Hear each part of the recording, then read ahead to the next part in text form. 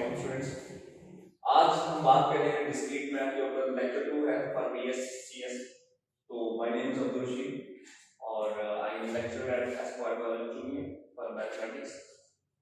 ये हमारे पास थ्योरम है कि फॉर एवरी सेट S ये दो रिजल्ट हमें साबित करने हैं। O सबसेट S का है, O stands for every set, और दूसरा सेट इटसेल्फ सबसेट है S का। यानी कि यहाँ से हम एक रिजल्ट हासिल करेंगे कि हर सेट के अंदर कम से कम दो सबसेट लाजमी होते हैं, एक एम्प्टी सेट और दूसरा वो सेट इटसेल्फ।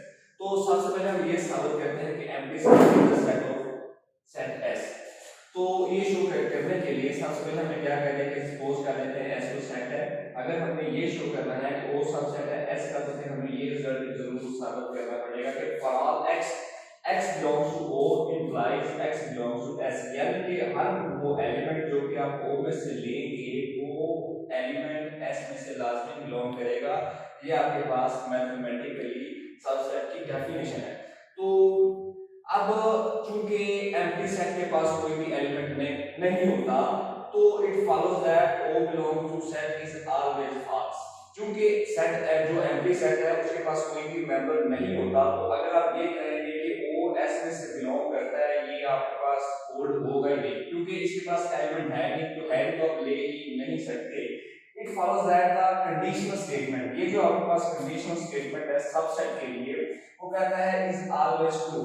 ये ट्रू कैसे हो जाएगी? वो इस तरह कि अगर आप इसमें से एलिमेंट नहीं ले सकते तो ये रिजल्ट क्या हुआ? फॉल्स। ये फॉल्स होगा। अगर इसमें से नहीं लेंगे तो यहां से भी बिलोंग नहीं करेगा, ये तो ये भी क्या होगा? ये भी फॉल्स होगा। False implies false. तो इस हाइपोथेसिस के मुताबिक आपके पास ये जो कंडीशनल स्टेटमेंट है वो क्या हो जाएगी? ट्रू, क्योंकि ये फॉल्स इनपुट आपके पास फॉल्स है और आपके पास आउटपुट क्या है? ये भी फॉल्स है, तो लिहाजा ये आपके पास आ गया true. Because its hypothesis is always false and the conditional statement false hypothesis is true. जो आपके पास इनपुट आ रहा है वही आपके पास आउटपुट है, यानी कि इनपुट आपके पास फॉल्स है और आउटपुट भी आपके पास क्या होगा? फॉल्स है, तो लिहाजा ये आपके पास कंडीशन क्या हो गई? फॉल्स हाइपोथेसिस के मुताबिक ट्रू हो गई। तो लिहाजा आप ये कह सकते हैं कि for all x belongs to O implies x belongs to S is true। ये आपके पास रिजल्ट सैटिस्फाइड हो गया। हेंस आप लिख सकते हैं कि O सबसेट है S का। इसी तरह आपके पास दूसरी कंडीशन आपने ये साबित करना है कि S सबसेट है S का। ये साबित करने के लिए हम क्या करेंगे? सबसे पहले आप सेट S को सपोज कर लें, देन फॉर एनी x आप इसमें से कोई भी मेंबर लेंगे। डेफिनेशन के मुताबिक आप किसी सबसेट में से कोई एलिमेंट ले, अगर उसको सुपरसेट में से बिलोंग कर जाए तो उसका क्या होता है? सबसेट होता है। तो let S be a subset then for any x belongs to S it will satisfy the condition। देखो आपने इसमें से एलिमेंट लिया, अब ये भी ऐसा है, ये भी ऐसा है, इसमें से अगर आप कोई भी एलिमेंट लेंगे वो ऑटोमेटिकली इसमें से बिलोंग कर जाएगा। तो लिहाजा आपको जो कंडीशनल स्टेटमेंट ये वाली x belongs to S implies x belongs to S ये ऑलवेज ट्रू होगी। तो लिहाजा that is every element of S is also an element of other set S which is its superset। Hence आप कह सकते हैं कि S सबसेट किसका है? S का। अब हम बात करेंगे नए टॉपिक की, कार्डिनैलिटी ऑफ अ सेट। ये कार्डिनैलिटी क्या होता है? कार्डिनैलिटी बेसिकली क्या होता है? किसी सेट के अंदर जो नंबर ऑफ एलिमेंट्स होते हैं ना, वो उसकी कार्डिनैलिटी कहलाता है। सेट आपके पास पहले फाइनाइट होना चाहिए। मिसाल के तौर पे आपके पास एक सेट फाइनाइट है, n is non negative integer, तो काउंटिंग हमेशा नॉन नेगेटिव होती है, ठीक है? तो आपके पास सेट फाइनाइट है और इसके अंदर n आपके पास डिस्टिंक्ट एलिमेंट्स हैं, ठीक है? तो फिर आपके पास उस सेट की जो कार्डिनैलिटी होगी वो आपके पास n आएगी, और कार्डिनैलिटी को मैथमेटिकली शो करने का तरीका है सेट S के गिवन वर्टिकल दो बार्स लगाना।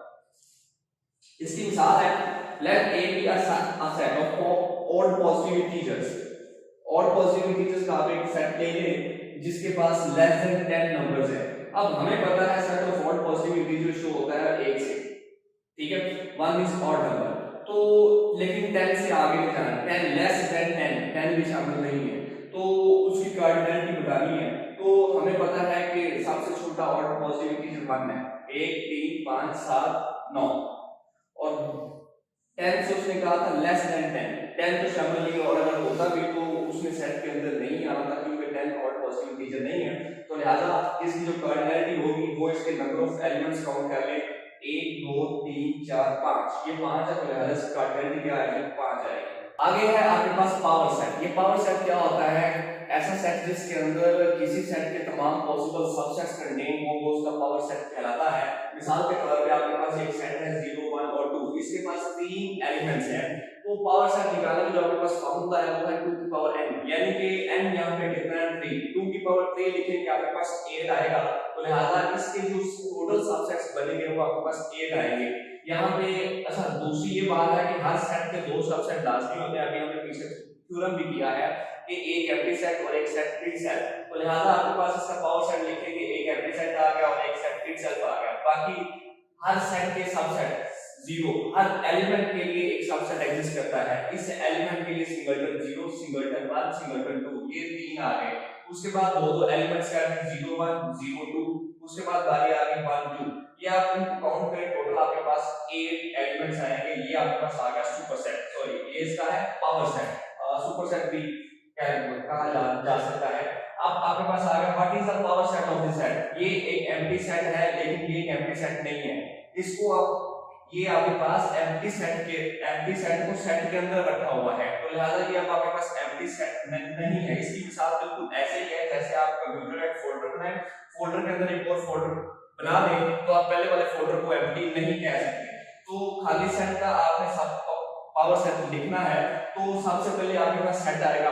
अब खाली सेट के पॉसिबल सबसेट कौन-कौन से बन सकते हैं, एक वो खुद लाजमी होगा, ठीक है, दूसरा उसका खाली सेट। अब जो खाली सेट है उसका इटसेल्फ भी खाली है, सबसेट भी खाली है, तो लिहाजा आपके पास एक सेट उसका आएगा एम्प्टी सेट, क्योंकि इसके अंदर वैसे भी एलिमेंट कोई भी नहीं है। लेकिन अब इसका जो है आपके पास आएगा पावर सेट, एक खाली सेट आएगा, एक सेट इटसेल्फ आएगा, तो ये आपके पास हो गया इसका पावर सेट। आगे आपके पास है कार्टेशियन प्रोडक्ट। कार्टेशियन प्रोडक्ट याद रखिएगा हमेशा सेट्स के लिए एग्जिस्ट करता है। कार्टेशियन प्रोडक्ट के लिए कम से कम आपके पास एक सेट भी चल जाता है, एक सेट का इटसेल्फ कार्टेशियन प्रोडक्ट ले सकते हैं। इसकी जो मैंने आपको मिसाल दी है वो दी है दो सेट्स मैंने लिए डिस्टिंक्ट। कार्टेशियन प्रोडक्ट बेसिकली क्या होता है, ये बेसिकली क्रॉस प्रोडक्ट होता है टू सेट्स का, ठीक है। आपके पास क्या होता है Cartesian product of two sets, उसके लिए मैंने दो सेट्स सपोज कर लिए। Cartesian product denoted by a cross b is a set of all ordered pairs। Cartesian product में से कार्टेशियन प्रोडक्ट आप जब भी फाइंड करेंगे वो हमेशा ऑर्डर पेयर की शक्ल में उसके एलिमेंट्स को लिखेंगे, सेट के एलिमेंट्स को ऑर्डर पेयर की शक्ल में नहीं लिखेंगे। जैसे कि एक सेट है, इसके एलिमेंट्स है 1 2 3, इसमें ऑर्डर मानी नहीं रखता, इसी तरह सेट बी है, इसके लिए ऑर्डर जरूरी नहीं है, तो लेकिन जब आपके पास कार्टेशियन प्रोडक्ट लिखेंगे तो इसमें ऑर्डर पेयर्स आएंगे। इसमें देखें एलिमेंट 1 2 है, लेकिन कार्टेशियन प्रोडक्ट में इस शक्ल के एलिमेंट्स होंगे ऑर्डर पेयर की शक्ल में। ये लिखने का तरीका होता है a cross b is equal to, इसमें आपके पास ऑर्डर पेयर्स आएंगे, ये जस्ट इसको मैथमेटिकली लिखने का तरीका है। तो सच दैट ये जो वर्टिकल बार है इसको कहते हैं such that for all, such that a belongs to a and इसको एंड पढ़ते हैं b बिलोंग्स टू b। जबकि ये यहाँ पे भी यही लिखा हुआ है कि ऑर्डर पेयर का पहला एलिमेंट पहले सेट से बिलोंग करता है, दूसरा दूसरे में से बिलोंग करता है। इसको मैंने मैथमेटिकली ये लिखा है, वो कहता है find the cartesian product for these two sets. तो a क्रॉस b, पहले a का लिख लिया फिर b के लिख लिया एलिमेंट्स, तो 1 को प्रिंट करें a के साथ, फिर 1 b के साथ, फिर 1 c के साथ। पॉसिबल आपके पास ऑर्डर पेयर्स बन गए इसके। अब 2 की बारी, पॉसिबल ऑर्डर पेयर्स आपके पास आ गए 2a 2b 2c।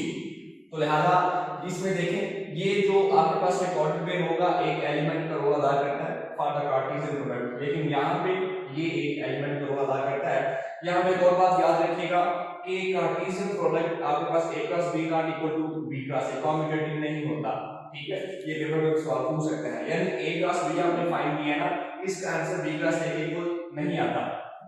याद रखिए कार्टेशियन प्रोडक्ट में उसी वक्त a क्रॉस b बराबर b क्रॉस a हो, यानी कि दो ऑर्डर पेयर उसी वक्त बराबर होते हैं जब उनके एलिमेंट्स कोरिस्पोंडिंग एलिमेंट्स आपस में बराबर हो, पहला पहले के दूसरा दूसरे के। जैसे कि ये दो एलिमेंट्स हैं, ये दो ऑर्डर पेयर है उसी वक्त बराबर होंगे जब 1 के बराबर आ गया, लेकिन b और c भी आपस में बराबर होने चाहिए, जो कि नहीं है। इस वजह से आप नहीं कह सकते कि वो आपस में इक्वल है। आगे क्वेश्चन आपके पास एग्जांपल है, what do the statement for all x belongs to r, x के greater than equal to 0 and there exist x belongs to z, x is equal to 1 mean. वो कहते हैं स्टेटमेंट्स का मतलब क्या है। सबसे पहले हम इस पे बात करते हैं। The statement for all x belongs to R, x greater than or equal to 0 states that every real number x या पॉजिटिव। इस स्टेटमेंट का मतलब है आप उन तमाम पॉजिटिव रियल नंबर्स को डिस्कस कर रहे हैं जो कि 0 या 0 से बड़े हैं या जिनका स्केल 0 या 0 से बड़ा है। तो 0 या 0 से बड़ा यानी कि नॉन नेगेटिव इंटीजर्स की बात कर रहे हैं। उसके बाद आएगा द स्टेटमेंट ये वाली x is equal to 1, इसका क्या मतलब है? द स्टेटमेंट there exists, इसको there exist करते हैं। x belongs to z, x is equal to 1 states that there exists an integer x such that for which x is equal to 1, ऐसा integer जिसके लिए x is equal to 1 की condition hold होती है वो इसी में आएगा। लेकिन अब ऐसा इंटीजर कौन सा होगा जिसके लिए x is equal to 1 है? उसके पास सिर्फ दो इंटीजर्स लाई करते हैं, एक है 1 और एक है -1। तो लिहाजा x is equal to plus minus 1 is only such integer for which x is equal to 1 जो कंडीशन होल्ड होती है। उसके बाद आपके पास एग्जांपल है what do the two sets of the predicate, ये आपके पास predicate है p of x, q of x and r of x whose where the domain is a set of integers, whose domain is a set of positive integers, साथ उसकी domain भी उसने दे दी है। और p of x की जो condition है वो ये है q of x x mod 2, r of x x mod x। तो अब यहाँ पे ये सवाल पैदा होता है कि प्रेडिकेट क्या है, ये मैं आपको एंड पे एक्सप्लेन करता हूँ। ये आपके पास जो वैल्यू होती है जिस तरह आपके पास होता है ना x ग्रेटर देन और इक्वल टू 3, यहाँ पे x होता है सब्जेक्ट और जो 3 है वो आपके पास होता है प्रेडिकेट यानी कि जो उसका आउटपुट होता है। तो यहाँ पे आपके पास p of x यानी ये आपके पास x का मॉड इज इक्वल टू 1 अगर देखा जाए, ये आपके पास क्या होगा, ये आपके पास होगा प्रेडिकेट और ये आपके पास होता है सब्जेक्ट। अच्छा जी, तो ये आपके पास ये कंडीशन है के ऊपर आपने डिस्कस करना है। सबसे पहले हम p of x की बात करते हैं क्योंकि ये कंडीशन साथ दी गई p of x is the truth set for. Truth set क्या होता है, आपने ऐसा सेट यानी कि बनाना है जिसमें ऑल पॉसिबल वैल्यूज हो, उसके लिए उसके ऊपर जो कंडीशन डिफाइन की गई है उसकी तमाम के तमाम पॉसिबल वैल्यूज जिस सेट के अंदर आएंगे वो उसका ट्रूथ सेट होगा। तो the truth set of p, ये साथ कंडीशन दी गई है x belongs to this such that x का mod equal to 1 is a set of integers for which x का mod is equal to 1, यानी कि इस सेट के अंदर ऐसे इंटीजर्स आप लिखेंगे जिसके लिए ये कंडीशन होल्ड होती हो, यानी कि x का mod is equal to 1। इसको अगर आप हटाएंगे according to definition of mod, x का mod बराबर होता है प्लस माइनस 1 के। x का mod is equal टू, आप mod यहां से हटाएंगे तो इसकी दो पॉसिबल वैल्यूज देती हैं, ये जो वेरिएबल है mod हटाएंगे प्लस माइनस 1, तो लिहाजा आपकी वैल्यू मिसाल के तौर पे x इज इक्वल टू 1 इसके अंदर पुट करें, मॉड उसको पॉजिटिव कर देगा, -1 पुट करें तब भी उसको पॉजिटिव कर देगा। तो इसकी जो दो पॉसिबल वैल्यूज हैं वो है 1 और -1। 1 और -1 दोनों x की जगह पुट करेंगे, मॉड क्या काम करता है, नेगेटिव को पॉजिटिव कर देता है, पॉजिटिव रहता है पॉजिटिव है। तो पॉसिबल आपके पास ये आ गया, ये आपके पास आ गई इसका ट्रूथ सेट। अब इसकी बारी आ गई q की। The truth set of q, q की कंडीशन है x is equal to 2, ये वाली x is equal to 2 लगा रहे या मॉड लगा रहे। अब बात लोग सोच रहे होंगे कि x का मॉड, अच्छा जो काम मॉड करता है वही स्केल करता है। खैर आपके पास आ गया मॉड भी नेगेटिव नंबर को पॉजिटिव कर देता है और स्केल भी नेगेटिव को पॉजिटिव कर देता है। The truth set of q x belongs to the sign that x is equal to 2 is a set of integers for which x is equal to 2, यानी कि इस सेट के अंदर इसकी जो ट्रूथ सेट होगी ऐसे इंटीजर्स आएंगे जिसके लिए x is equal to 2 वाली कंडीशन होल्ड होती हो, वो मुमकिन नहीं है। ऐसा कोई नंबर नहीं है जिसका स्केल में इक्वल टू 2 आ जाए, तो हालांकि इसके ट्रूथ सेट एम्प्टी सेट आएगा। आखिरी है इसके लिहाज से दिस इज एम्प्टी सेट, बल्कि मैं इसको एक्सप्लेन कर देता हूं, because there exist no such integer for which x is equal to 2। Next आगे आपके पास है ट्रूथ सेट फॉर r, ये उसने तीसरी वैल्यू दी गई थी p q और r था, p और q को एक्सप्लेन कर दिया। अब r की बारी है, वो आपके पास x belongs to the sign that x का mod is equal to x is a set of integers for which x का mod is equal to 1, ये तो भाई गिवन कंडीशन है। तो अब वो कहता है x का mod is equal to 1, यहां पे देखिए ना तो साथ माइनस आ रहा है ना प्लस आ रहा है, वो कहता है x का mod लेने से या x की एब्सोल्यूट वैल्यू लेने से जो आपके पास आंसर आ रहा है वो x आ रहा है। तो एब्सोल्यूट वैल्यू आपको पॉजिटिव आंसर उसी वक्त देती है जब आपके पास एब्सोल्यूट वैल्यू आपको दो आंसर देती है, एक नेगेटिव होता है और एक पॉजिटिव होता है। That is by definition absolute value का आंसर इटसेल्फ यानी कि पॉजिटिव सिर्फ उसी वक्त आएगा जब उसकी जो उसका वेरिएबल होता है ना वो ग्रेटर देन इक्वल टू 0 हो या 0 से बड़ा हो, ये बाय डेफिनेशन है।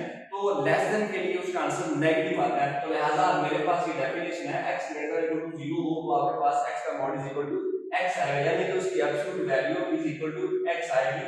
It follows that the true set for r is set of natural numbers. Set of natural numbers में नॉन नेगेटिव इंटीजर्स आते हैं, यानी कि 0 1 2 3 सारे के सारे सेट ऑफ नेचुरल नंबर में पड़े होते हैं। अच्छा, बाज बुक्स ऐसी हैं जो कि 0 को नेचुरल नंबर काउंट नहीं करती, मतलब वो कहते हैं कि 1 से शुरू होता है 1 2 3 4 5 से। तो हमारे जो सिलेबस है डिस्क्रीट मैथ का, इसके अंदर हम पढ़ेंगे सेट ऑफ नेचुरल नंबर्स 0 1 2 3 से स्टार्ट होते हैं। तो लिहाजा इसके बारे में आपने कंफ्यूज नहीं होना, ये जस्ट एक नोटेशन होती है। खैर, तो इसी के साथ हमारा आज का लेक्चर कंप्लीट हुआ।